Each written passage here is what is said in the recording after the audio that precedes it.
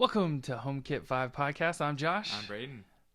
This week we're going to talk about the LG. They're adding some stuff to their TVs. Let's see. Apple's latest HomeKit accessories. Looks like they updated their website. Controller update for HomeKit. And some more info on the Eufy indoor cams. So let's get into it. Also, we've changed our setup a little bit. If you're watching on YouTube, we got some new stuff here. We rearranged the office during quarantine time. Brayden's actually here. No one's sick, so that seems good. So let's dive into it.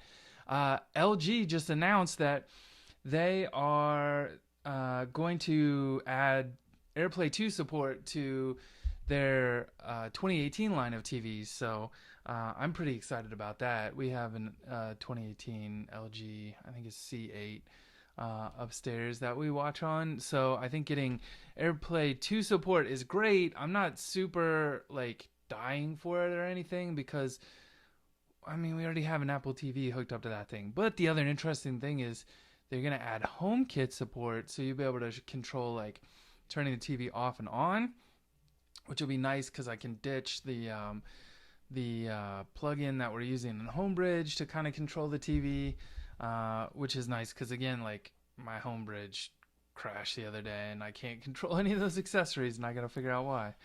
That's always the problem with Homebridge. I don't know. So basically anything B8 through Z8 in the name should get this update. It does sound like they've announced it a little early. It's probably not going to be here till October, so it's I don't know. Maybe they're bored during the quarantine and they just wanted to announce it. Who knows? But I am super excited about that. So Yeah. Apple updated their HomeKit accessory list, which includes a new doorbell, a video doorbell, a new smart plug, and we've talked about the Rio Arc heater before. So I guess I'm just going to cover the doorbell and the smart plug. So the video doorbell, it's HomeKit enabled. It has full HD 1080p video with 180 degrees field of view, two-way audio speakers with echo noise cancellation, smart PIR motion sensors, infrared night vision, weather resistant, waterproof, facial backlight compensation.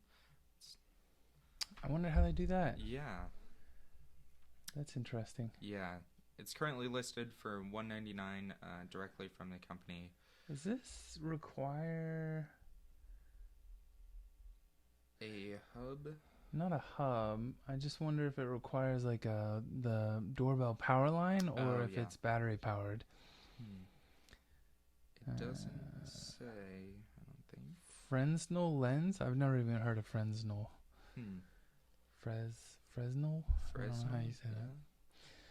Yeah, I don't know. It looks interesting. I'm still excited to see more video doorbells, and again, even more excited if it's gonna support HomeKit Secure Video, then that means that they're gonna potentially get facial recognition. So I don't know. That's always exciting to me. The field of view looks great on this thing though, at 180 degrees. So that looks pretty good. Yeah. So the smart plugs, totally forgot that word. It's actually more of a smaller smart plug than I use an Amazon smart plug, which is way wider. Yeah, a little bit wider than the plug. Yeah, the plug plate, I guess. Yeah, and this one, it looks as if it is. It fits within the plug plate. Yeah. Yeah. And with that slimmer body, you can fit two into one outlet. Yeah. That's always the annoyance when you plug something in and then you can't plug anything underneath it or above it. Yeah. That's the problem I have with the Akara hub. It's I've plugged that in and now I can't use that plug above it. Come on, guys. Do better.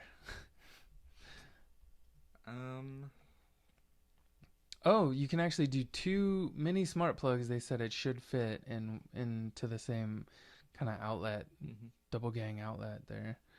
Single gang? I don't know. Whatever.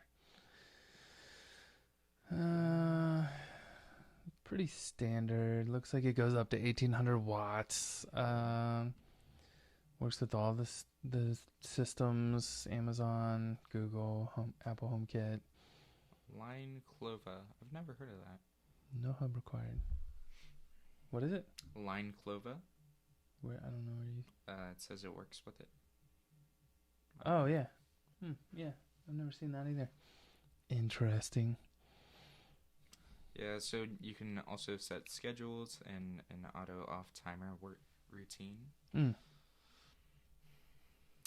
Oh, they have. I guess their first one was an outdoor smart plug. That's kind of interesting. Yeah. All right, let's talk about controller. So, have we ever talked about controller on the show before? I don't think so.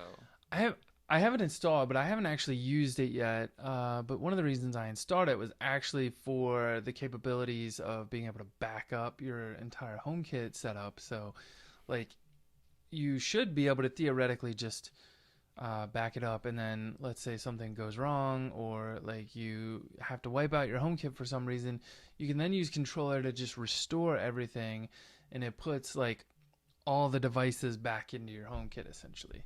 So you don't have to sit there and like re-add each device one by one. But now with 4.1 coming out, it looks like what you can do is selectively like back up an automation or a room from the looks of it.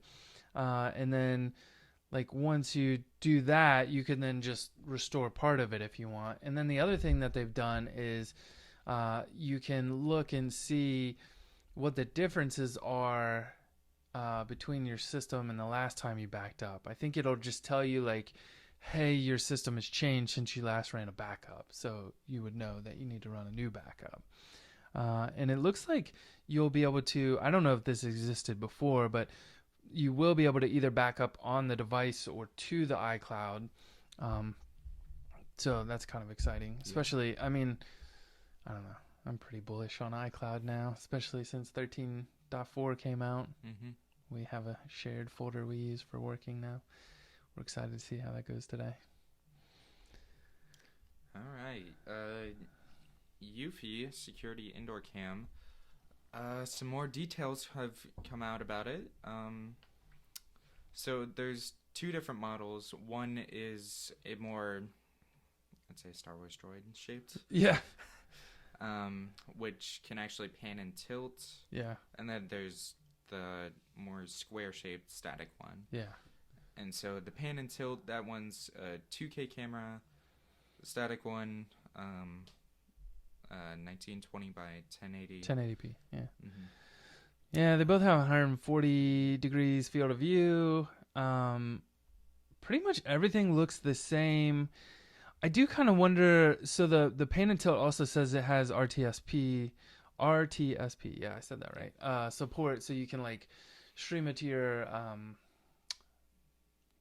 NOS system or whatever. Like I was not recalling that word for a second.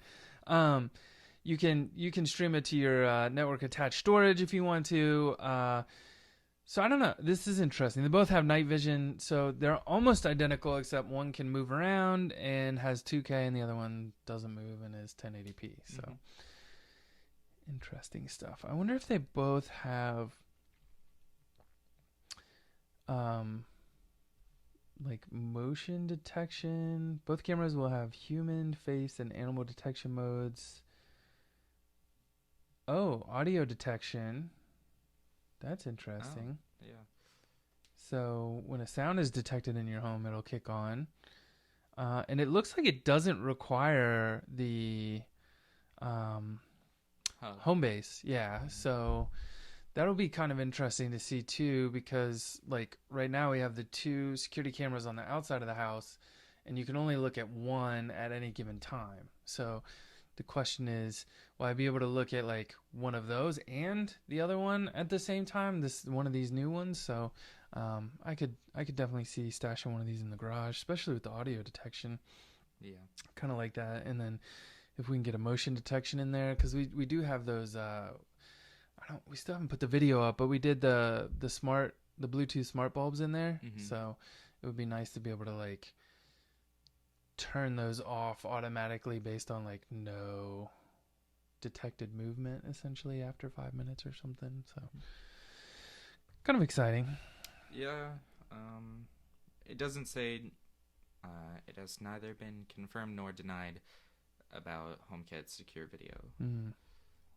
And it has removable storage up to 128 gigabytes. So. Oh, okay. So it does not go to the cloud. It Okay. has a removable I storage device. wondered how that worked, because if you don't have the base, then where does it go, right? Because I think the cameras on the outside of the house, the Eufy Cam 2s, those like stream to the base, and then the base does the recording. So I was gonna say maybe it will have home secure video, but if it has removable storage, then that's interesting. I wonder if that means it's like just an SD card in it or something. Anyway, that comes out. I think the Pan and Tilt comes out April 13th, and the static version, the 1080p, comes out April 20th. Yeah.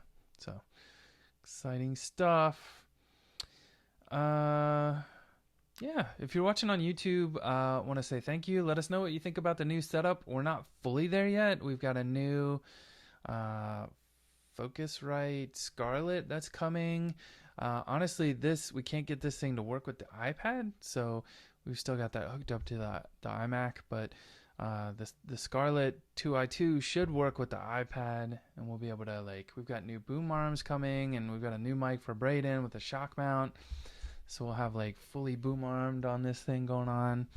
And we're trying to up the quality a little bit too. So let us know how it sounds and how it looks. And I think I didn't get, if you missed a couple episodes, sorry, I didn't get them up on YouTube. We're going to start doing a little bit better. It was a little hectic. My main client is Kroger, and as you can imagine with the coronavirus stuff going on, we've been crazy busy scrambling to turn on new features, because our orders through the roof. So it's been kind of crazy, but I was happy to finally get to see you this week. Yeah, it's nice to be in person. Thanks again for listening, and as always, if you give us a thumbs up on YouTube, make sure you hit that subscribe. If you're listening on Spotify or some other audio platform, make sure you hit that subscribe button so you get notified when new ones come out. And we'll see you guys again, I guess, next week. Yeah.